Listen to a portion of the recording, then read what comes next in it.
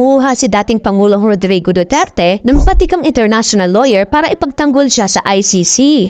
Sino nga ba itong international lawyer ni former President Duterte? Siya si Nicholas Kaufman, isang British-Israeli barrister na dalubhasa sa international law. Graduate siya sa University of Cambridge, isa sa pinakamahusay na universidad sa mundo. Ang mga naging sikat na kliyente niya dati, si Jean-Pierre Bemba, Aisha Gaddafi at Maxim Mokum Gawaka, na may mga kaso din ng war crimes against humanity. Itong si Nicholas Kaufman hindi lang basta simpleng abogado. Siya rin ay isang legal strategist na dalubhasa sa crisis public relations at reputation management. Ibig sabihin, kaya niyang pabanguhin ang imahe ni former President Duterte sa mundo. Ang pagkuha ni Duterte kay Kaufman ay malaking pababago sa diskarte ng kanyang kampo. Dati puro pagtanggi sa jurisdiction ng ICC ang ginagawa ng kanyang legal team. Pero ngayon, mukhang handa ng lumaban ng harapan sa korte. Magiging epektibo kaya ang diskarte ni Kaufman para kay Duterte? Ano sa tingin mo?